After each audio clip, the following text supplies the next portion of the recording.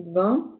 Et vous voyez ici la raison d'être qu'on a formulée il y a un peu plus d'une année avec l'ensemble de l'équipe, dont vous voyez que finalement elle est d'encourager, parce qu'il faut du courage, et de faciliter la transition des organisations vers des modèles durables. Si tu passes à la slide suivante, ce que je pourrais peut-être dire en introduction, c'est que on nous dit souvent qu'il n'a pas fallu attendre la loi PAC pour que les entreprises se dotent d'une raison d'être, qu'elle préexistait forcément dans l'esprit ou dans le cœur des fondateurs avant la création. Et il est vrai que toutes nos entreprises se sont créées soit pour répondre à un besoin de consommateurs, soit pour mettre sur le marché une technologie innovante, etc. Bien évidemment, ce qui est intéressant aujourd'hui, c'est de se dire que la loi Pacte nous amène à aller un cran plus loin et à faire en sorte que les dirigeants se questionnent sur l'utilité finalement de leur entreprise, eu égard aux grands enjeux environnementaux, sociaux, économiques, on va dire, du XXIe siècle. Donc, il est bien question de s'interroger sur l'utilité de l'entreprise. On trouve quelques indications sur le travail à conduire à la fois dans le rapport Nota-Sénar et dans la loi PAC. Le rapport Nota-Sénar, je vous invite vraiment à lire dans son intégralité si vous ne l'avez pas fait, parce qu'il est très intéressant et qu'il donne bien l'esprit de la loi. Et on a pris ici un extrait du rapport dans lequel on voit que finalement ce qu'il convient de faire, c'est de réfléchir à un contrepoint finalement aux critères purement financiers de court terme et à se servir de cette raison d'être comme d'une boussole. La loi Pacte ne donne pas de définition très précise de la raison d'être, mais en revanche, vous voyez que dans l'exposé des motifs, elle invite à un doute existentiel permettant finalement de réfléchir au long terme. Et sur la slide suivante, on vous propose une définition peut-être plus opérationnelle.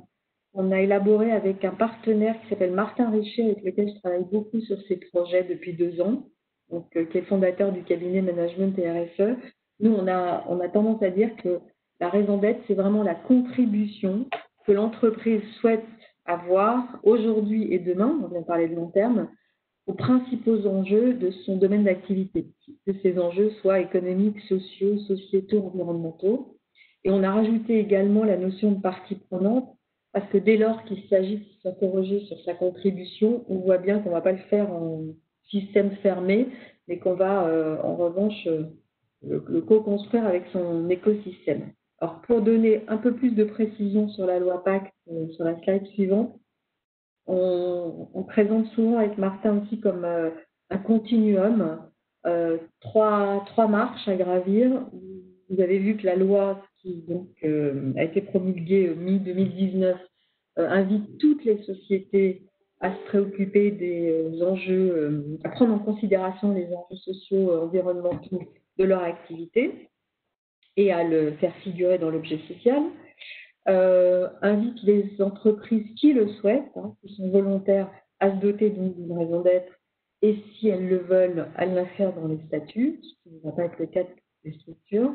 Et enfin, certaines d'entre elles, celles qui le peuvent, on va dire, à viser la qualité de société à mission, ce qui implique de répondre, on le voit dans la slide d'après, à 5 conditions qui sont d'une part d'avoir formulé une mission ou une raison d'être, et de l'avoir traduite en objectifs précis, en engagement, incorporer tout ceci dans les statuts, ce qui va impliquer un vote en AG en fonction de la structure de l'entreprise, s'être doté d'un comité de mission qui va vérifier l'alignement à la mission et aux objectifs, faire auditer l'ensemble tous les 2 ou 3 ans en fonction de la taille de l'entreprise par un organisme tiers indépendant, et puis déclarer tout ceci au greffe du tribunal de commerce.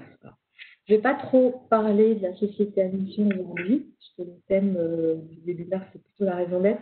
Je vous invite en tout cas à aller voir ce qui se passe du côté de la communauté des entreprises à mission. C'est vraiment un travail remarquable et qui réunit experts et entreprises autour de ces questions. Alors, vous avez vu qu'il y a eu un véritable, c'est sur la slide d'après, pardon, engouement autour de ces sujets, notamment avant la crise Covid. Tout d'un coup, la raison d'être est devenue, nous dit Novetic, le mantra des patrons. Il ne vous a pas échappé également que Bruno Le Maire a invité l'ensemble des entreprises dans lesquelles l'État a des participations à se doter d'une raison d'être et à l'inscrire dans leur statut. Et ça représente une petite centaine d'entreprises quand même. Aujourd'hui, quand vous googlisez raison d'être, vous tombez sur un certain nombre d'initiatives. Et puis, la communauté des entreprises à mission dont je parlais à l'instant a présenté la semaine dernière à ProDurable un slide avec toute la dynamique à l'œuvre. On sait qu'il y a en gros une petite centaine d'entreprises qui ont rendu public leur raison d'être cette année. Et selon le décompte donc présenté par la communauté des entreprises à mission, il y aura entre 25 et 30 entreprises qui l'auraient inscrite dans leur statut, quelle que soit leur taille et leur secteur. Souvent quand même des grandes entreprises, mais pas que. Et puis, il y a de la même manière entre 25 et 30 entreprises qui visent la qualité de société à mission. Et à nouveau, de toute taille et de tout secteur, ça va de la Maïf à la Canif, à Invivo, au groupe Danone ou à Kea Partners, un de nos confrères, ou Léa Nature. Voilà. Il est vrai, on le voit sur la slide suivante, que la crise Covid que nous traversons a mis un accent encore plus fort sur ces questions. Certaines entreprises s'étaient déjà dotées d'une raison d'être et elle a été challengée dans le bon sens, ou pas d'ailleurs, à l'occasion de cette crise. Et de toute manière, je crois que ça a été une période qu'on a tous traversé durement parce qu'elle a questionné les business models, voire l'utilité, justement, puisqu'on en parlait, de certaines de nos entreprises. Alors, ensuite, je voudrais insister sur 3 points pour bien comprendre de quel exercice on parle finalement. Et puis après, je vous donnerai un exemple précis de méthodologie et quelques facteurs clés de succès. Premier point qu'il faut bien comprendre, c'est que la raison d'être, finalement, elle surplombe toutes les autres expressions qui, évidemment, existent déjà dans l'entreprise. Elle est bien au-dessus de ce qu'on peut trouver dans le registre, par exemple, marketing, avec tout ce qui est plateforme de marque, signature de marque, ou dans le registre RH, avec la marque employeur ou le pacte social, ou dans le registre stratégique, je ferai un zoom particulier sur ce point juste derrière. La raison d'être, donc, elle transcende finalement toutes les dimensions, elle les surplombe. Et d'ailleurs, ça commence à nous donner une idée des acteurs qu'il va falloir mettre autour de la table quand on y travaille. Parce que vous allez avoir besoin aussi bien évidemment de la direction générale, mais que des représentants de tous les enjeux RH, sociaux, juridiques, de communication de l'entreprise. Et d'ailleurs, il y a d'ailleurs un premier piège ici à essayer de contourner. Lorsque vous composez un comité de pilotage pour suivre ce type de chantier, il est intéressant qu'il n'y ait pas une dimension qui soit surreprésentée par rapport à l'autre. On a souvent vu des raisons d'être tendre finalement vers des signatures de marque parce que le prisme marketing vente avait été pris dès le démarrage et on va voir qu'on aboutit finalement à ce que la presse a stigmatisé autour du purpose washing. Donc, si je l'illustre maintenant sur la stratégie, qui est le pétale en haut à droite, et ça sera la slide suivante, beaucoup de nos entreprises, de vos entreprises, ont évidemment réfléchi, vous savez, au triptyque vision, mission, valeur, qui est un exercice stratégique. Donc, on met à plat ce que fait l'entreprise, la chaîne de création de valeur. On met à plat la manière dont elle le fait, la manière singulière, et c'est le comment. Et puis évidemment, on identifie des segments de marché, des positionnements concurrentiels, on travaille sur sa vision. Ensuite, c'est décliné dans des priorités stratégiques, des plans d'action, des indicateurs, etc. Mais là, on voit que finalement, la raison d'être, elle vient en amont de tout ça et elle amène à s'interroger sur la raison pour laquelle l'entreprise existe et et va créer de la valeur au-delà finalement du chiffre d'affaires et du profit.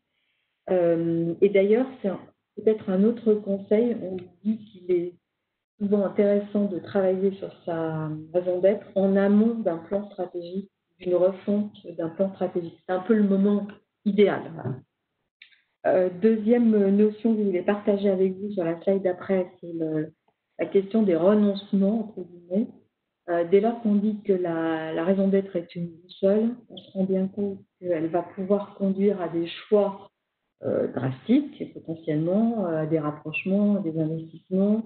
On a mis ici l'exemple de Solvay qui, au nom de sa raison d'être, progressivement se désengage de la filière PVC, par exemple. J'aurais pu prendre l'exemple d'une PME qu'on accompagne en ce moment et qui est une enseigne du meuble et de la décoration. Et les travaux effectués sur la raison d'être amènent l'entreprise à très clairement se donner des nouvelles orientations stratégiques en termes de relocalisation du sourcing en Europe, par exemple, voire en termes de solutions de réparation des produits et de reprise et de recyclage des produits anciens. Voilà, donc la raison d'être, elle peut amener à des choix, ce qui veut dire aussi que, on va le voir au moment où on va regarder le process, évidemment, l'implication du comité stratégique est clé, de l'exécutif est clé dans ce type d'exercice. Et puis, peut-être troisième notion, on ne peut pas tout couvrir aujourd'hui, mais celle qui est illustrée plus loin, qui est l'idée que la raison d'être, elle doit parler à l'ensemble des parties prenantes. On prend ici souvent l'exemple de Michelin et je vous invite à voir un très beau film qui est disponible sur Internet, qui présente la raison d'être de Michelin, qui démarre par un point de vue donc, sur la mobilité. Donc Michelin nous dit que la mobilité c'est finalement indispensable au développement. La mobilité donne accès à l'éducation, à la santé, au travail, etc. Donc notre raison d'être est d'offrir à chacun une meilleure façon d'avancer. Mais cette raison d'être, elle se décline au niveau de plusieurs parties prenantes, que ce soit les clients, bien sûr. On connaît l'étendue des produits et des services que Michelin est capable de proposer jusqu'à la location de kilomètres parcourus, mais pas seulement, pas que vis-à-vis des clients. Elle se décline aussi vis-à-vis de la société, avec toutes les actions que Michelin fait en matière de sécurité routière, et puis des collaborateurs. Qu'est-ce que ça veut dire quand je suis collaborateur de Michelin que cette meilleure façon d'avancer? Qu'est-ce qu'on me propose en termes de gestion prévisionnelle des emplois de carrière, d'employabilité, etc.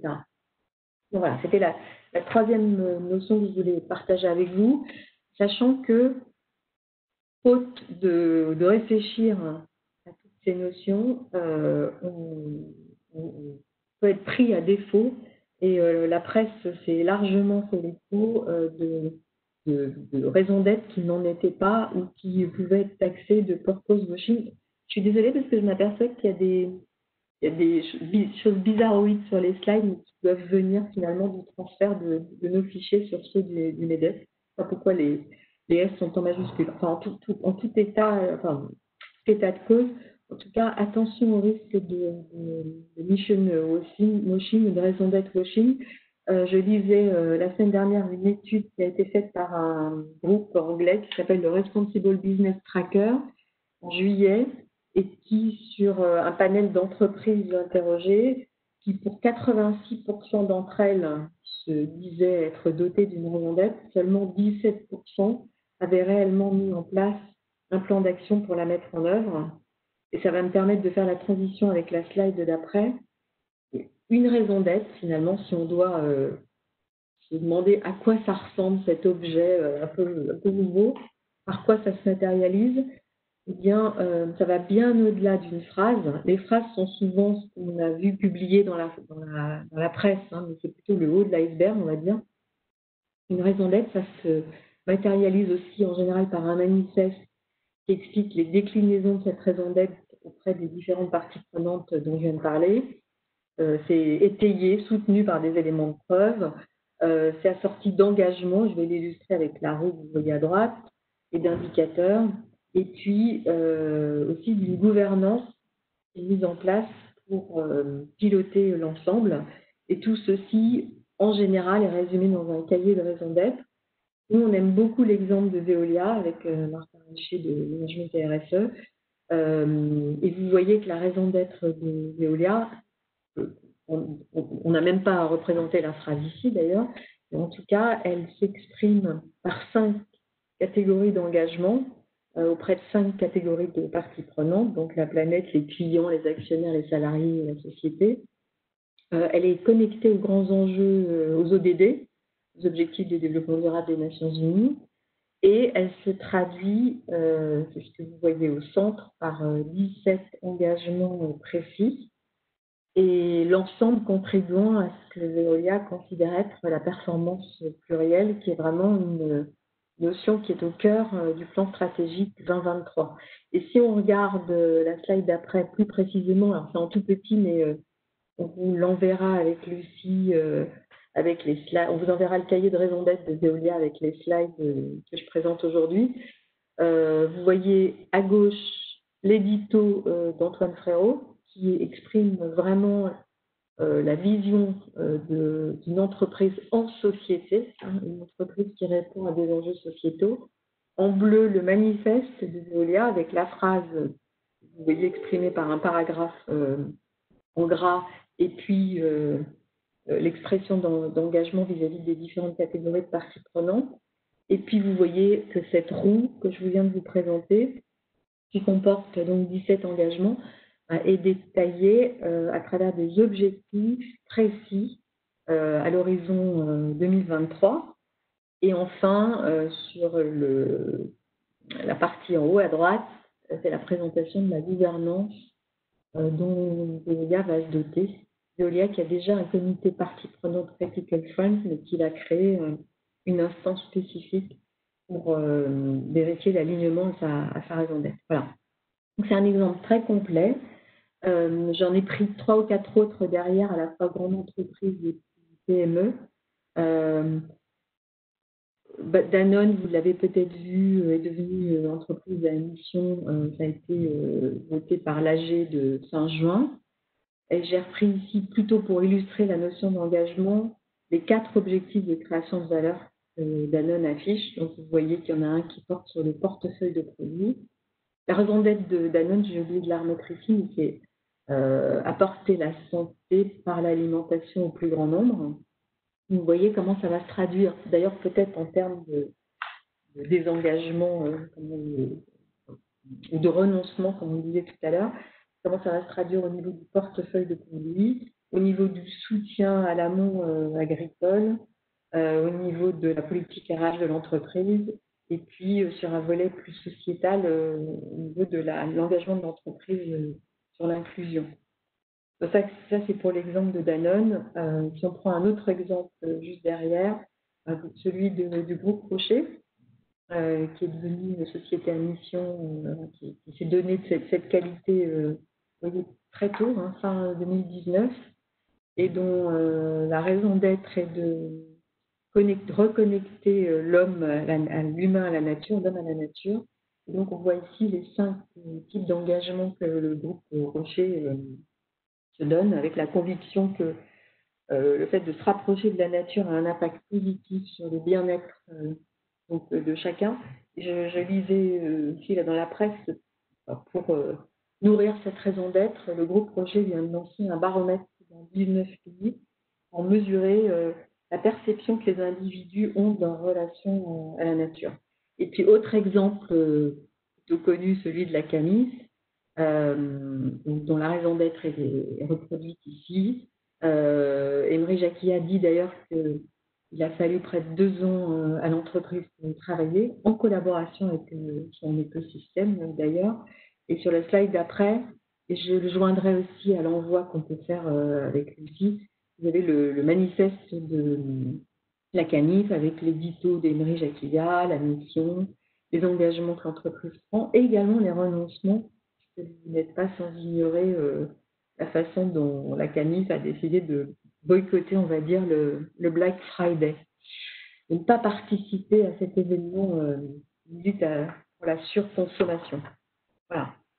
En tout cas, ce que je voulais sur cette partie-là, c'est essayer de vous convaincre, et c'est illustré par à nouveau des articles de Novétique et puis les Échos, le fait que la raison d'être est une des conditions de la performance globale, voire de la résilience, puisque c'est le thème aussi de notre webinaire. Et maintenant, si je rentre de façon plus concrète dans la manière dont on peut conduire ce type de projet, je vais aller vite. Vous voyez que c'est un projet qui se conduit sur plusieurs étapes et idéalement plusieurs mois, pas forcément les 2 ans d'Emery, mais en tout cas de 4 à 18 mois, on va dire. C'est un projet qui démarre par le fait de faire un vrai recensement de toutes les expressions de l'entreprise qui existent déjà.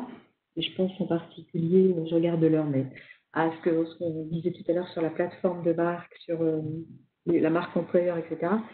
C'est un process qui demande une très forte implication du COMEX et idéalement du conseil d'administration et qui va passer par des étapes dans lesquelles on va aller chercher les parties prenantes internes et les parties prenantes externes de l'entreprise, soit sur des formats courts, des focus group, soit sur des grandes consultations. On accompagne le groupe La Poste en ce moment, par exemple, qui envisage de consulter l'ensemble de ses salariés.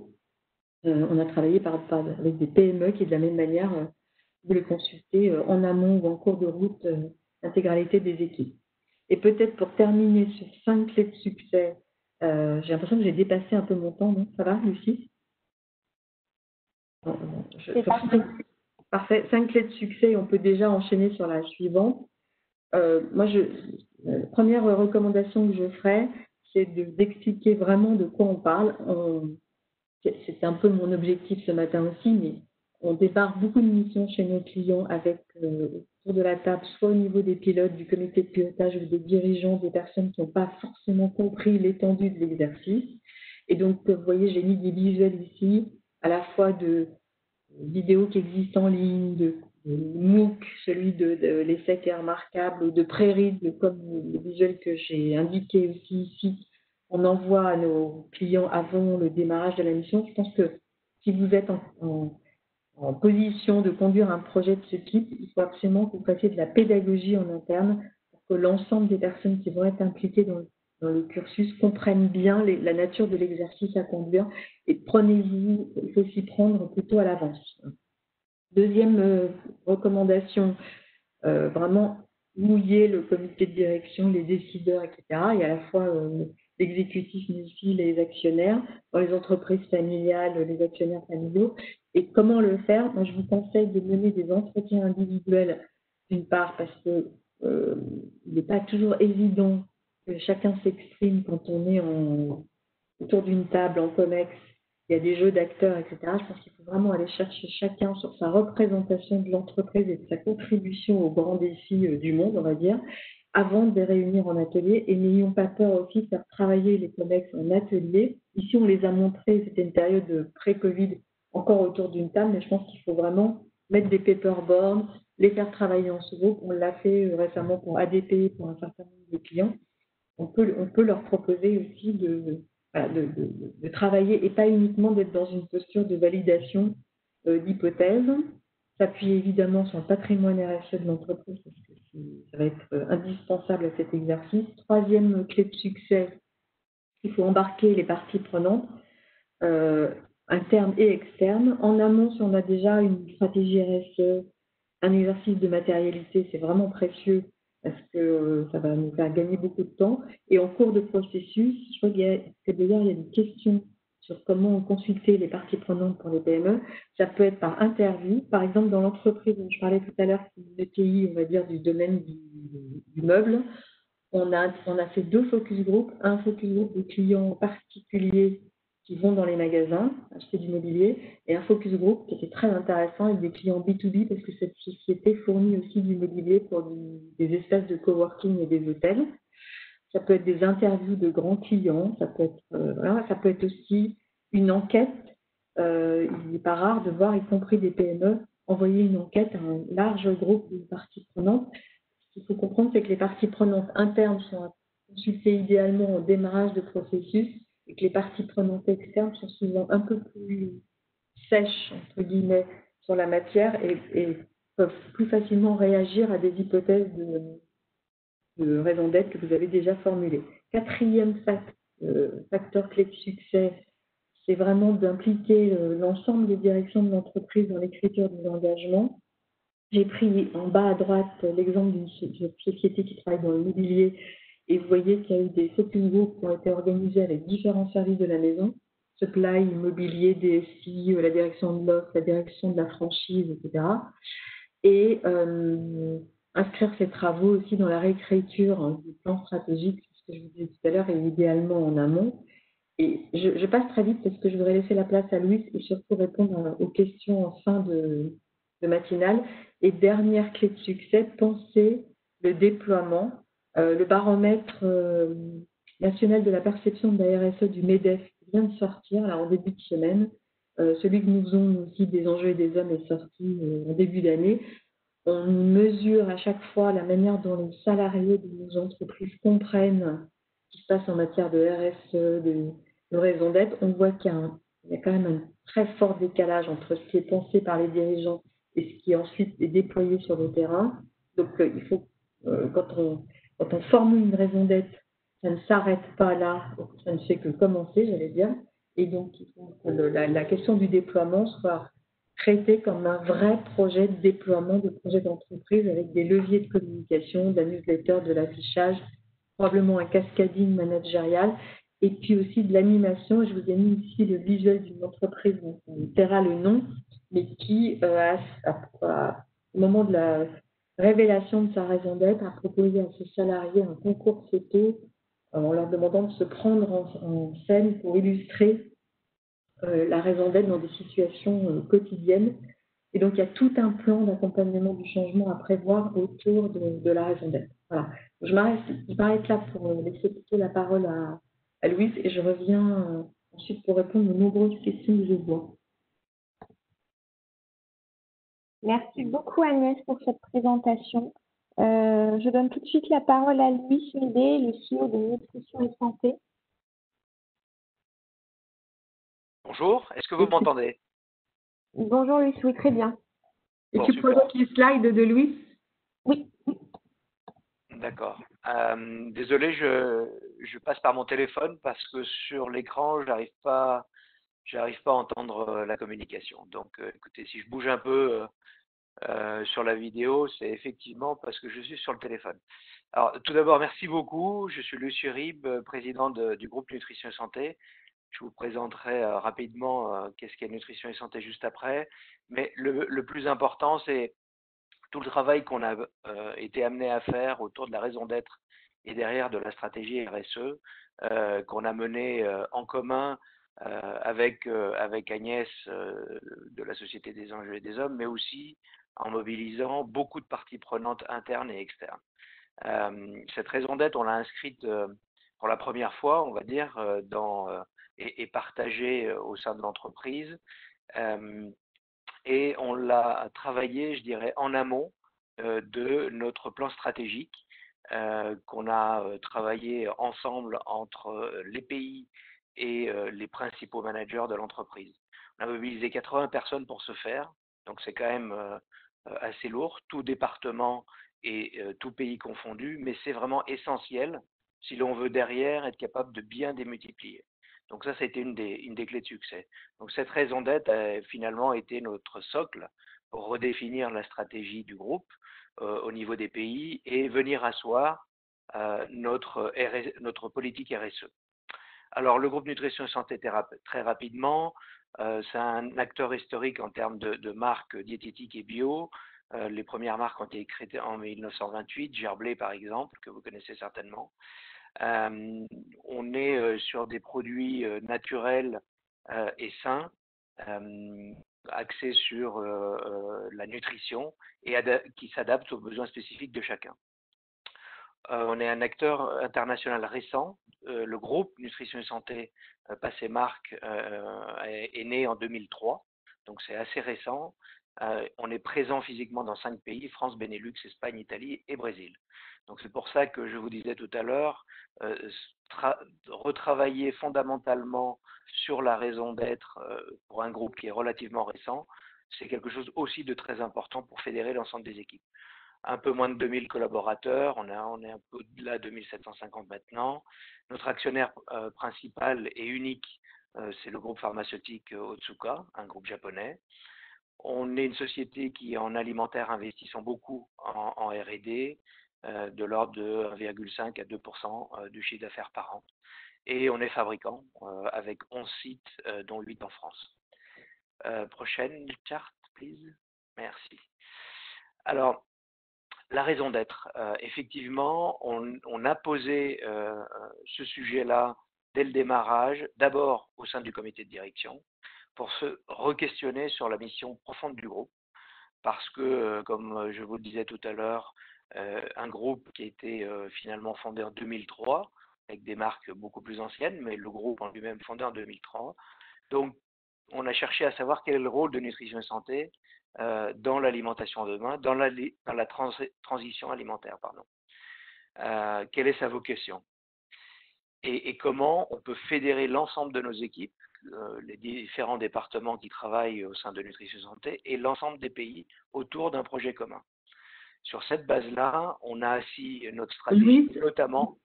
Oui, je vous interromps parce qu'il y a une question. On me demande qu'est-ce qui a été déclencheur. Est-ce que ça venait des actionnaires? Est-ce que ça venait de vous? Est-ce que ça venait des collaborateurs? Alors, effectivement, ça venait de nous parce qu'un des constats de départ, c'est que dans notre plan stratégique et notre plan de transformation, il nous manquait un socle commun. Notre historique venait de probablement différentes histoires de sociétés qui n'étaient pas ensemble avant 2003. Donc on a ressenti ce besoin d'avoir un socle commun. Ce n'est pas passé du tout par l'actionnaire, c'est nous qui avons ressenti ça.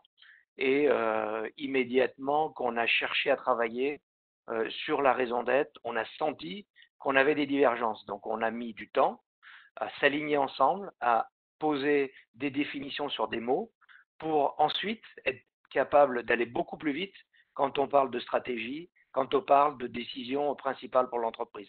Ça, c'est clé, parce que sinon, on reste sur les non-dits, et finalement, vous ne prenez pas de décision ou vous ne tranchez pas sur un positionnement d'entreprise qui est clair et net. Voilà. Donc ensuite, on a assis, merci Agnès, on a assis la stratégie RSE, évidemment, en lien avec la raison d'être. On peut certainement aller au chart suivant. Et là, on dira, c'est le plan de travail qu'on a mené. On a démarré en septembre de l'année dernière. Comme je vous disais tout à l'heure, d'abord avec une mobilisation du comité de direction, qui est clé. Si c'est pas le cas, ça ne marchera pas. Ensuite, on a créé 10 groupes de travail qui ont travaillé sur notre plan de transformation, dont un groupe a travaillé sur l'écriture de la raison d'être et ensuite, dans un second temps, vous le verrez, sur la politique RSE de la société.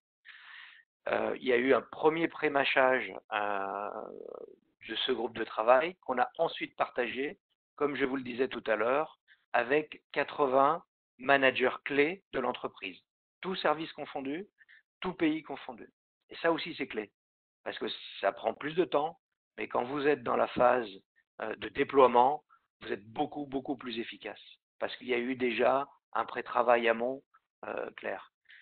Ensuite, sur janvier-février, on l'a enrichi avec les parties prenantes internes et externes qui n'avaient pas été consultées pour voir si c'était relevant, si c'était parlant, si c'était clair.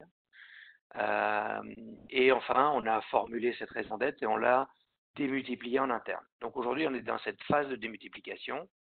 Elle a été communiquée à l'ensemble des salariés.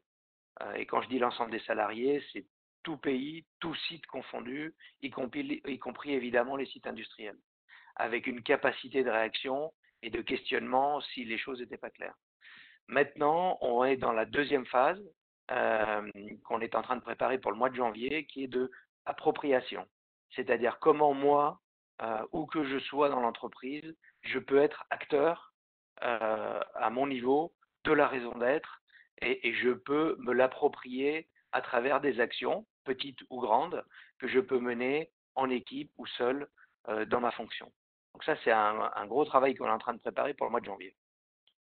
Si on passe sur la suivante, vous verrez qu'en parallèle, une fois qu'on a avancé sur la raison d'être, on a travaillé en parallèle sur la politique RSE à travers un diagnostic clair, une matrice de matérialité comme l'a évoqué tout à l'heure Agnès, avec dans l'idée la définition de 4 piliers stratégiques sur lesquels on va venir travailler un plan d'action avec des KPI mesurables pour les années à venir. Et on parle vraiment d'engagement à moyen terme. Donc on est un peu sur la fin de cet exercice. On l'aura clôturé fin octobre. Donc c'est-à-dire qu'aujourd'hui, on a déjà défini les 4 piliers stratégiques et on est en train de travailler le plan d'action en détail pour chacun de ces piliers, les timings, les engagements qu'on veut prendre et les KPI de mesure. Ça aussi, c'est clé. La suivante, s'il vous plaît. Bon, ici, on vous a mis quelques... Donc, comme on est un peu juste en timing, on vous laissera le lire. C'est effectivement... Il y a eu à la fois beaucoup d'attentes et beaucoup d'enthousiasme pour chacun des participants. Plus de 80 managers, je vous l'ai dit, pour se dire j'ai contribué à écrire cette raison d'être et je me sens capable de vraiment la véhiculer en interne et de la porter. Et maintenant, il y a aussi beaucoup d'attentes en se disant comment moi, à quelque niveau que ce soit de l'entreprise, je vais pouvoir contribuer à faire avancer l'entreprise au quotidien pour illustrer cette raison d'être. La suivante, s'il vous plaît. Voilà. Donc ici, on représente un peu l'écosystème. Notre raison d'être, c'est cultiver la nutrition active et naturelle dans le respect du vivant. Pardon. Je ne vais pas vous le détailler parce qu'on n'aura pas le temps pour vous expliquer chaque mot. Mais ce qui est important, c'est qu'on a illustré chaque mot, chaque verbe, pour que chacun puisse bien le comprendre. Et cette raison d'être s'inscrit dans ce qu'on a appelé l'écosystème de nutrition et santé, qui a pour objectif d'agir pour une meilleure nutrition et agir pour une meilleure planète. Vous avez ici les 4 piliers de gauche à droite sur lesquels on va travailler notre politique RSE, fixer des objectifs comme je vous le disais et les mesurer. Je ne rentre pas dans le détail, mais ces 4 piliers qui sont pour nous à la fois clés pour l'écosystème nutrition et santé et sur lesquels pour un certain nombre d'entre eux, on estime avoir des points de différenciation par rapport, j'allais dire, aux acteurs qui nous entourent, ces acteurs bienveillants et concurrents malgré tout. Voilà. Suivant, s'il vous plaît. Donc, quelles sont les difficultés? Alors, c'est vrai, comme je vous le disais tout à l'heure, chaque entreprise vient de sa propre histoire. Donc, je crois que le plus important, c'est de bien connaître déjà son entreprise pour savoir comment on s'y prend. En ce qui nous concerne, on avait effectivement un enjeu qui était, on vient d'une histoire de pays autonomes et qui se sont regroupés en 2003 sous une direction commune et qui, j'allais dire à marche forcée par différentes étapes, n'avaient peut-être pas assez pris le temps de définir un socle commun. Donc ça a été clairement un des enjeux, mobiliser tout le monde sur un sujet de raison d'être avant de se lancer sur l'écriture d'un plan stratégique. Donc le point de vue des consommateurs aussi, et ça c'est important, se dire comment je mobilise les parties prenantes externes aussi pour l'écriture de ma raison d'être, à la fois les consommateurs, mais aussi en ce qui nous concerne, le monde agricole sur lequel on s'appuie beaucoup. Et enfin, effectivement, c'est du temps, ça prend beaucoup de temps, et comme on ne voulait pas non plus faire une chose, c'est-à-dire écrire la raison d'être, et un an plus tard commencer à travailler le reste, c'est-à-dire qu'on a quand même travaillé différents aspects en parallèle, en démarrant par la raison d'être, mais dès qu'on estimait qu'on avait atteint des points d'alignement, on a démarré le travail sur le plan stratégique, sur la politique RSE, pour être à même, en l'espace de, je dirais, 15 mois à peu près, d'avoir un plan total et cohérent à présenter à l'ensemble des salariés. Suivant, s'il vous plaît. Donc, les suites et les chantiers en cours, le déploiement, je vous le disais, c'est-à-dire comment faire en sorte que l'ensemble des salariés s'approprient cette raison d'être et un sentiment d'appartenance encore plus fort à l'entreprise. Je pense que les entreprises, les marques qui donneront du sens à leurs salariés seront plus fortes demain. Et donc, je crois que l'appropriation et le déploiement d'une raison d'être est en ce sens clé. La communication et la valorisation de cette raison d'être aux parties prenantes externes, c'est aussi un élément clé parce qu'elles ont besoin de comprendre vos engagements, où vous voulez aller pour y contribuer de manière plus forte et plus rapide également. La mise en place du plan d'action RSE, comme je vous le disais, d'ici fin octobre. Et nous avons l'ambition de devenir entreprise à mission. À moyen terme, j'indique ici, à moyen terme, l'objectif, c'est plutôt fin de l'année prochaine. Voilà, j'espère que je n'ai pas été trop long. Moi, je voulais juste compléter en disant que, en fait, vous avez été très moteur sur tous ces projets, que vous avez un tempérament aussi de battant, etc., et que vous avez fait marcher l'entreprise, j'allais dire à marche forcée, non, je ne vais pas dire ça, mais en tout cas, vous avez été vraiment incroyable moteur et vous avez vraiment embarqué aussi toute votre équipe de direction dans le projet. Il y a des questions, des personnes qui demandent par exemple si on peut attendre un retour sur investissement, un ROI d'une démarche pareille. Enfin, je pense que vous avez commencé à l'évoquer. Oui, alors je pense que si on cherche à calculer un ROI sur la définition de la raison d'être, ça reste un peu compliqué. Par contre, le ROI, il est complètement évident. C'est-à-dire que l'ensemble des décisions stratégiques que vous allez prendre pour l'entreprise doivent être en cohérence avec cette raison d'être. Qu'est-ce que ça veut dire? Et je crois qu'Agnès en a parlé tout à l'heure. Nous, ça va nous amener, c'est en train de nous amener à quoi? C'est en train de nous amener certains choix stratégiques de, par exemple, désinvestissement de certaines activités et réinvestissement sur d'autres types d'activités. Ça c'est un exemple. Qu'est-ce que ça nous amène aussi à faire? À adresser un certain nombre de catégories de produits pour les travailler, pour qu'elles soient complètement en cohérence avec cette raison d'être. Le troisième sujet, ça nous amène à travailler, par exemple, du serviciel, qui n'était pas du tout dans notre ADN, j'allais dire. Et si on veut être jusqu'au bout en ligne avec notre raison d'être, ça veut dire qu'on doit pouvoir être capable de travailler aussi sur du serviciel. Donc, le ROI, il est évident parce que vous serez à la fin beaucoup plus efficace, beaucoup plus consistant et beaucoup plus résilient sur tout ce qui peut se passer par rapport à tout ce qui peut se passer à l'avenir. Et quand vous alignez effectivement, merci Agnès, tout le monde dans l'entreprise, ça va beaucoup plus vite.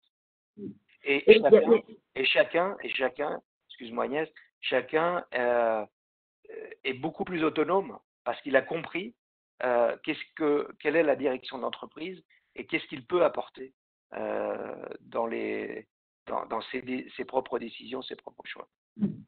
Il y a une question de fond, mais si vous pouviez y répondre de manière courte, et puis après, il y a des questions sur la raison d'être. La question de fond, c'est qu'est-ce que vous entendez par nutrition active?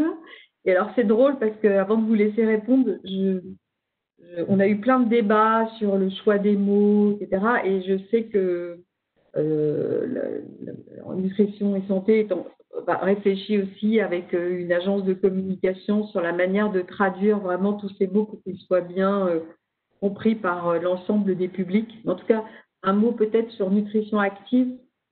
Donc, nutrition active, c'est une nutrition qui a une action sur le corps. Donc, par exemple, on a des produits aujourd'hui qui sont sans gluten, des produits qui permettent de faire du sport et de gagner en endurance pendant le sport, qui permettent de la récupération, qui permettent de la perte de poids.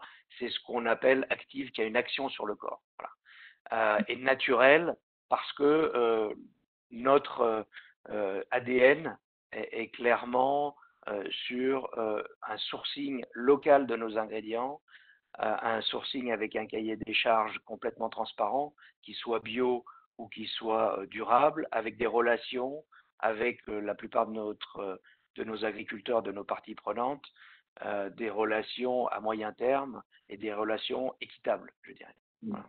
Et après, il y a deux questions peut-être auxquelles vous pouvez répondre. Puis, il y en a une sur la résilience, j'en dirai un mot, mais il y a des questions sur les parties prenantes internes. Donc, faut-il associer toutes les parties prenantes internes? Avez-vous par ailleurs associé vos actionnaires à un moment donné ou à un autre du process? Et enfin, y a-t-il eu quelques difficultés avec certaines parties prenantes? Quelques incompréhensions? Alors, je commence par la dernière. Y a-t-il eu quelques incompréhensions ou quelques difficultés d'alignement? Oui, parce que comme je vous le disais, on vient de situations différentes en point de départ. Ce n'est pas une marque qui s'est créée dans un pays et qui s'est étendue de la même manière dans tous les pays. Non, c'est une société qui s'est créée par pays et qui a finalement redéfini petit à petit sa stratégie et un socle commun. Donc oui, on a eu du temps d'alignement, plus, j'allais dire, entre les pays qu'avec les parties prenantes internes. Donc est-ce que c'est important de mobiliser l'ensemble des parties prenantes internes? Je pense que oui, parce que chacun est contributeur de la stratégie en interne. Et Y compris les IRP aussi d'ailleurs. Y compris les IRP, les parties prenantes. J'insiste sur l'interne parce que je réponds à la question et ça me paraît quand même évident, parce que tout le monde contribue, tous les départements contribuent à la stratégie. Mais j'insiste sur l'externe. L'externe est clé parce que l'externe qui vous connaît peu, qui voit peu où vous voulez aller, bah, vous aidera en fonction des discussions que vous aurez avec lui. Si par contre il comprend votre raison d'être, il comprend vos engagements, je peux vous dire qu'il va beaucoup plus vite pour avancer dans les directions que vous souhaitez, où vous souhaitez aller. Et est-ce que vous avez associé les actionnaires en cours de route? Alors, on l'a associé les actionnaires, oui. En cours de route, oui. C'est-à-dire, on les a bien évidemment informés au démarrage. Et à partir du moment où on a eu un premier travail, j'allais dire, présentable, on l'a partagé avec eux, on les a fait réagir. On s'est assuré aussi que cette raison d'être était quelque part cohérente avec la mission du groupe Otsuka. Et bien évidemment, dans notre ambition de devenir entreprise à mission, il est essentiel qu'on les associe, puisque vous, comme l'a expliqué très clairement Agnès, entreprise à mission veut dire que vous déposez ça dans les statuts de l'entreprise, ça doit être voté par vos actionnaires, etc., etc. D'accord. Il y avait une question aussi sur le lien entre raison d'être et résilience, puisque le mot résilience est à la mode et que la conjoncture, évidemment, nous amène à réfléchir à cette dimension. Vous feriez quel lien? Puis après, moi, je peux compléter aussi. Mais... Ouais, de toute manière, le lien pour moi est assez simple. Alors, le mot résilience, peut-être il est un peu galvaudé actuellement et trop utilisé. Donc, ce qu'on peut se dire aujourd'hui, c'est que dans un monde incertain, puisque le monde il est devenu quand même très incertain, avoir une raison d'être claire, partagée, alignée et juste, hein, c'est important que ça soit pas du bullshit, comme on dit, bah, ça vous rend beaucoup plus solide, beaucoup plus angulé normalement par rapport à vos concurrents, par rapport à votre marché, et ce qui vous permet d'être plus fort, j'utiliserai d'autres mots, plus fort, plus consistant pour affronter les événements du futur. J'étais intervenue à un webinaire dans le cadre du C3D, le club des directeurs de développement durable que vous connaissez certainement les uns les autres. J'avais trouvé que c'était très intéressant de voir des témoignages d'entreprises qui intervenaient avec leurs fournisseurs, par exemple, et qui avaient travaillé sur leur raison d'être et partagé cette raison d'être avec leurs fournisseurs, ce qui leur avait permis aussi de tisser des liens plus étroits. Enfin, on pourrait dire la même chose de la RSE d'ailleurs, hein. Et qui, dans cette période de très forte turbulence, ont pu réagir de façon plus réactive ensemble, hein, et ce qui leur a permis voilà, de mieux faire face à cette situation de crise. Il y a pas mal de questions sur finalement la manière d'embarquer les salariés et à nouveau sur les instances représentatives du personnel, mais je reviendrai aux salariés après. Sur les instances représentatives du personnel, on a eu un peu tous les cas de figure chez nos clients. Des instances qui ont été consultées dans des formats un peu statutaires ou pas, avec des représentants du personnel qui en fait ont été associés au focus group. Évidemment, je trouve que c'est très important de les mettre dans la boucle et de s'adapter à la culture de l'entreprise à chaque fois. Je me souviens plus du format spécifique que ça a pris chez vous, Louis. Alors chez nous, il y a des personnes du comité central qui ont participé parce qu'ils faisaient partie, pour certains d'entre eux, des groupes de managers. Mais en parallèle, comme on a une relation très proche avec notre CSE central, tout au long, on a partagé nos travaux à la fois sur la stratégie, sur la raison d'être et sur la politique RSE. Enfin, là encore, Agnès, je pense que vous avez raison, c'est-à-dire que ça dépend des relations que vous avez construites. Moi, je suis partisan quand on a des relations qui sont plutôt fluides et constructives, de faire en sorte de les bonifier. Et parce que mine de rien, un CSE a un rôle à jouer au quotidien auprès des autres salariés. Et s'ils sont embarqués, d'abord, ils se sentent motivés, ils se sentent impliqués. Et puis deuxièmement, mine de rien, ils sont écoutés par beaucoup de salariés. Il y a une question qui vous est destinée sur la maturité de l'entreprise en matière de RSE au moment où vous avez démarré les travaux sur la raison d'être. Je sais que vous l'avez évoqué tout à l'heure, mais on peut peut-être le redire. Oui, ou peut-être j'ai peut-être pas suffisamment insisté. Effectivement, nous, sur la politique RSE, ça fait beaucoup de temps, beaucoup d'années qu'on mène des actions très précises sur notamment le monde agricole, notre sourcing, des relations équitables avec nos partenaires, etc., etc. Malgré tout, on n'avait jamais réellement écrit une politique RSE globale avec systématiquement les objectifs qu'on se fixait sur chaque pilier et un engagement sur du moyen terme. Donc ça, c'est, j'allais dire, la première fois dans l'histoire de Nutrition Santé qu'on le fait. On avait mené beaucoup d'actions, plus par j'allais dire, de la conviction sur un certain nombre de critères de la RSE que par une roadmap globale. Donc là, on est en train de finaliser la roadmap globale avec l'ensemble des plans d'action et des KPI. Donc la maturité, elle était, je dirais, moyenne. Voilà. Il y a deux questions auxquelles je peux peut-être répondre. Trois questions. La première, beaucoup d'entre vous disent finalement, est-ce que la raison d'être est réservée aux grands groupes? Alors, mea culpa, si c'est l'impression qu'on vous a donnée. J'ai pris pas mal d'exemples de grands groupes. C'est aussi parce que leurs raisons d'être sont plus publiques, voilà, qu'il y a eu beaucoup de communication. Mais en revanche, je joindrai aussi un slide sur des entreprises qui, selon la communauté des entreprises à mission, sont déjà très avancées, et vous verrez qu'il y a des entreprises absolument de toute taille.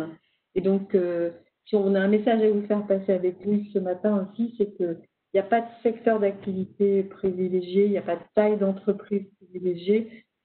Si on a réussi à vous faire comprendre que la raison d'être, ça permettait de réaligner l'entreprise sur un projet partager et notamment de réfléchir ensemble au sens et à l'utilité de l'entreprise dans ce monde, ça peut forcément s'appliquer à des entreprises de toute taille. Et le process qu'on vous a présenté, il peut être plus simple, plus rapide, porté par l'interne, vous n'avez pas forcément besoin d'une batterie de consultants, etc. Donc voilà, toute taille. Et puis il y avait des questions aussi sur le fait de savoir si ça pouvait concerner des écoles, des associations. Oui, nous on accompagne Sciences Po Rennes en ce moment, qui est en train de travailler sur sa raison d'être. C'est merveilleux d'aller dans une école parce que ça permet d'aligner à la fois les administratifs, le corps enseignant et les élèves autour de ce projet commun. C'est quoi la contribution d'une école de sciences politiques au monde d'aujourd'hui et de demain? Voilà. Ensuite, vous avez des questions sur le lien entre raison d'être et RSE. Et quelqu'un dit, est-ce que la raison d'être, c'est pas le pourquoi et la RSE, le comment? Moi, j'aime bien cette idée. Oui, il y a un peu de ça. C'est-à-dire que le patrimoine RSE de l'entreprise, il est précieux puisque quand vous vous dotez d'une démarche RSE, vous réfléchissez à vos enjeux environnementaux, sociaux, économiques et sociétaux, vous vous donnez un plan d'action. Bah, si je reprends l'exemple de la société qui fabrique des meubles dont je vous parlais tout à l'heure, elle avait une démarche RSE robuste sur laquelle elle était déjà en train de travailler sur ses approvisionnements locaux, sur le fait de rapatrier du sourcing en Europe. Donc, si vous avez une démarche RSE robuste, vous connaissez mieux les attentes de vos parties prenantes et vous avez déjà un sacré bagage. Et il y a une question aussi sur les partenaires financiers, les banques, les bailleurs de fonds, etc. Est-ce que la raison d'être va être aidante? Moi, je trouve qu'on commence à le voir de manière très significative. C'est-à-dire que la sphère financière là, est en train de basculer. Vous avez certainement entendu parler de tous les programmes ESG, environnement, société, gouvernance, qui sont menés par le monde financier, ça est pris en compte. Une banque comme la BPI intègre ses critères maintenant dans son rôle de prêteur et de financeur. Donc, plus vous avez une raison d'être claire, plus vous avez un alignement de l'entreprise ensuite sur sa strate RSE, plus il sera facile d'aller chercher des fonds, enfin en tout cas de répondre à leurs attentes. Je sais pas si n'hésitez pas à m'interrompre, Louis, et à je suis en ligne, donc il n'y a pas de souci. Et puis, vous demandez il est logique de parler d'une raison d'être sans avoir fait un travail de fond sur la RSE avec des outils de type AFAC 26000. En fait, tout ça, malheureusement, ça devient de plus en plus concomitant, comme l'a illustré Louis, c'est-à-dire qu'on n'a plus forcément de toute manière le temps de mettre forcément les briques dans le bon ordre. Il y a des briques idéales, par exemple ce qu'on disait sur le plan stratégique, mais nous, on a accompagné à ce jour une vingtaine d'entreprises sur leur raison d'être. Je pense qu'il n'y a pas un cas idéal.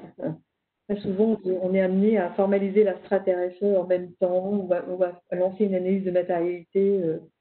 Parce que Veolia, que j'ai pris comme exemple tout à l'heure, ils avaient une analyse de matérialité qui datait. On est en train d'en refaire une avec eux. Et le travail sur la raison d'être, il s'est intercalé au milieu. Donc, dans un monde idéal, il y a une bonne orchestration de tout ça, mais ça n'existe pas forcément.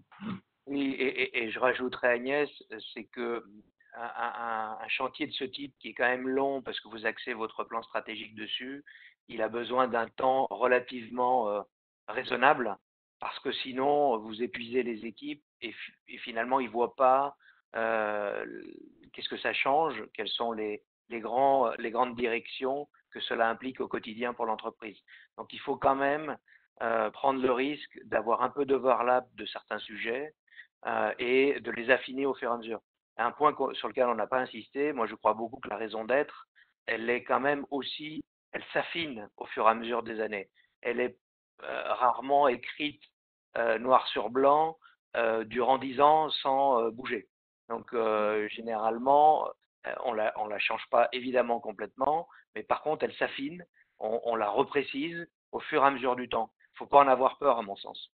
Oui, et c'est aussi pour ça que nous, on conseille de ne pas viser tout de suite la qualité de société à mission, en considérant que c'est pas mal de se doter d'une raison d'être, de la voir mûrir, de la voir à l'œuvre, de voir comment elle réagit en interne, elle parle à vos parties prenantes externes, avant de l'inscrire dans les statuts et encore avant de vouloir viser la qualité de société à mission. Donc, voilà, prenez aussi ce temps-là. Je vois qu'il est 10h13 et Lucie, je ne sais pas à quel moment tu nous dis que c'est le signal de départ. Il y a encore 85 personnes. Les questions continuent d'affluer. Donc, si vous avez encore un petit peu de temps, c'est avec plaisir qu'on continue d'échanger jusqu'à 30 maximum. Parce que moi, j'ai eu le sentiment qu'on avait répondu à la plupart des questions, mais il y en a peut-être que je n'ai pas vu passer. Donc, tu veux nous en proposer d'autres? Il y a une question qui vient d'arriver sur le reporting dans le cadre de la DPEF, la RSE. La mission d'entreprise est définie, n'est pas très claire. Ce n'est pas très clair entre la différence entre raison d'être et mission. Oui,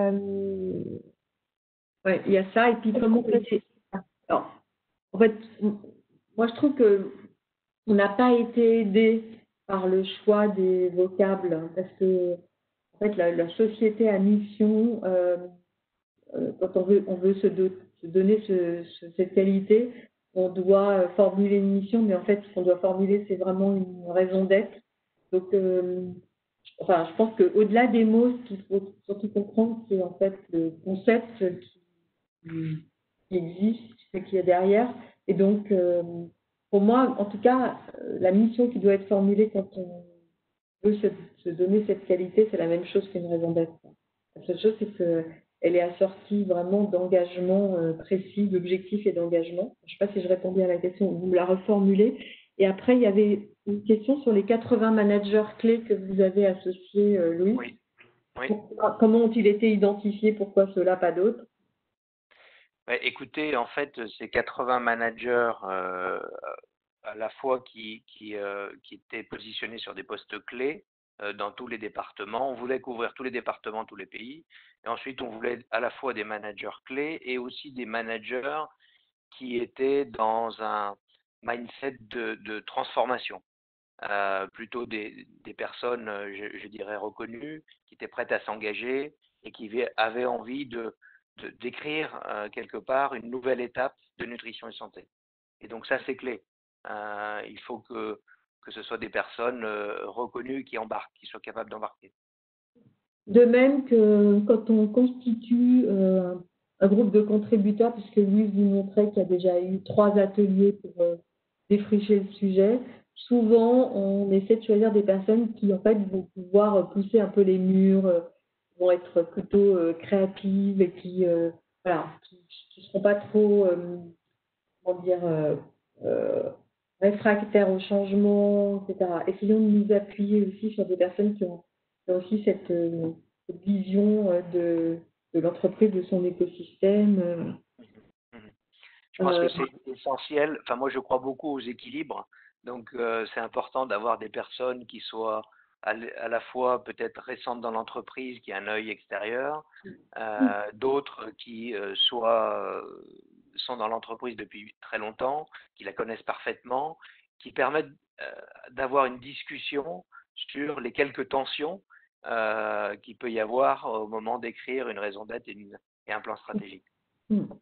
On a d'ailleurs un exercice qui est très intéressant qu'on appelle le visionning, qui consiste à construire un espèce de grand mapping, souvent même sur du papier craft sur les murs, où on reconstitue toute la vie de l'entreprise, on va dire, avec ces jalons un peu clés, quand il y a eu des changements de gouvernance, d'actionnariat, des ouvertures sur des nouveaux marchés, etc. Et on regarde à la fois ce qui s'est passé dans l'entreprise et évidemment dans son écosystème, puis on positionne aussi la démarche RSE. Et c'est un exercice très riche. On se fait à la fois, comme vous le dites, avec des gens qui connaissent bien l'entreprise, parce que c'est important qu'il y ait aussi des témoins qui existaient à l'époque, et puis d'autres qui l'ont rejoint récemment et qui avaient projeté sur l'entreprise un certain nombre de valeurs, par exemple. Et cet exercice-là, on le pratique aussi avec les équipes de direction et c'est très riche. Et alors, pardon, le visionning, ouais, c'est ça, quelqu'un pose la question. Et alors, il y a une autre question sur la raison d'être est-elle liée également à la politique de gestion de crise? En cas de crise, on prête davantage le flanc à la critique. Si on s'appuie sur la santé des consommateurs et qu'on a un souci de qualité de production. Alors, en fait, si je comprends la question, l'idée c'est est-ce que la raison d'être peut aussi servir dans une situation de gestion de crise? Je ne sais pas si c'est exactement ce que vous vouliez dire. En tout cas, je pense que la raison d'être, elle expose. Et que moi, j'ai notamment vu Emmanuel Faber dans une réunion publique être challengé sur la raison d'être, qui est donc d'apporter la santé par l'alimentation au plus grand nombre, par quelqu'un qui lui disait, quand on voit que le taux de transformation des produits reste très élevé sur une large gamme des produits du groupe, comment pouvez-vous prétendre apporter la santé par l'alimentation? Et en fait, donc, du coup, ça l'a amené à détailler, à exposer plus en détail la politique de l'entreprise pour réduire le taux de transformation des produits. En tout cas, elle n'est pas neutre. Elle peut vous amener à être évidemment challengé et voir peut bousculer dans une situation de crise. Je sais pas, vous voulez peut-être compléter, Louis? Oui, je peux citer deux exemples concrets pour l'illustrer. Donc, je dirais que la réponse, c'est oui, et pas forcément que en temps de crise, hein, aussi en temps de crise, mais pas que. Euh, pour répondre à la question en temps de crise, par exemple, aujourd'hui, nous, on a un certain nombre de filières sur nos ingrédients. Par exemple, une filière locale autour du blé et une autre autour du soja, donc sud-ouest de France ou centre-France. Et c'est vrai qu'on a dans une des filières à peu près 400 agriculteurs, dans l'autre 236, je crois, de tête. Ben voilà, pendant la crise, il y a un certain nombre d'agriculteurs qui ont eu des problèmes financiers. Et donc c'est vrai que nous, on a mis à disposition pendant cette période-là des aides pour leur permettre de traverser la crise. Bêtement, parce qu'il y a eu des familles malades, parce que ils ont eu des problèmes sur leur récolte, ils ont eu des problèmes de cash, etc.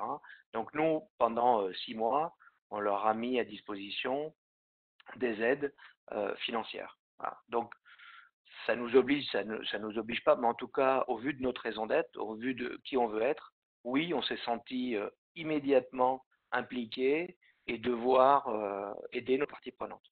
Ça, c'est un exemple. Euh, Ensuite, tu parlais de Agnès de l'ultra-transformation. Oui, ça veut dire que dans notre feuille de route, aujourd'hui, nous, on a supprimé à peu près un peu plus de 30% du nombre d'ingrédients qu'on met dans nos produits. Donc, on essaye d'aller vers des produits plus simples en termes de formulation, moins processés. Donc, voilà, c'est une route. Donc, oui, ça nous oblige. Là, c'est pas temps de crise, mais forcément, la raison d'être vous oblige. Mais c'est une direction que vous avez choisie, hein, attention, hein. C'est quand même, et c'est pour ça que c'est important de sous-peser les mots, de les définir, de s'aligner sur ce qu'ils veulent dire, parce que c'est engageant. Ou sinon, vous écrivez une raison d'être qui là est bullshit, et franchement, faut pas faire. Bon, bah, écoutez, ça pourra presque être le mot de la fin, parce que je crois qu'on est allé au bout de toutes les questions. Euh, vous voulez faire une petite conclusion, Louis? Parce que moi, Non, bah écoutez, en tout cas, j'espère qu'on vous a convaincu sur l'utilité de passer du temps dans une entreprise pour aligner les parties prenantes internes et externes pour écrire une raison d'être sur laquelle vient de s'appuyer toute la stratégie de l'entreprise. Ça, c'est vraiment, regardez-le comme ça, sous cet aspect-là, parce que ça vous fait gagner un temps fou ensuite pour beaucoup de sujets stratégiques pour l'entreprise, beaucoup de décisions. Voilà. Et moi, si je peux du coup compléter, donc moi je vous disais que j'ai créé le cabinet il y a une petite vingtaine d'années. Je trouve que la raison d'être est vraiment un levier formidable pour faire remonter les questions de RSE au plus haut niveau de l'entreprise. Souvent, on était quand même un peu contraint et on considérait qu'on n'avait pas suffisamment accès aux décideurs. Et je trouve que c'est vraiment l'outil idéal, hein, finalement, pour faire le lien entre des enjeux très stratégiques business et puis tout le patrimoine RSE de l'entreprise. Donc, ce sont des projets absolument formidables aussi à accompagner, en tout cas, vu de notre point de vue de conseil. Je vais peut-être laisser Lucie conclure. Merci en tout cas à tous d'avoir passé ce temps avec nous ce matin. Et puis, on va vous communiquer à la fois les slides et quelques documents complémentaires pour bien cerner le sujet. Merci en tout cas. Et merci beaucoup à Agnès et Louis pour leurs interventions. Je pense que c'était très intéressant. On a de bons retours dans le chat. Comme a dit Agnès, on va vous envoyer par mail à tous les inscrits différentes ressources utiles à la suite du webinaire qui seront également disponibles en ligne sur le site du MEDEF. N'hésitez pas à nous poser des questions et nous les relierons à Agnès et Louis avec plaisir. Merci encore à tous pour votre participation et à bientôt. Merci à vous. Merci, au revoir. Au revoir.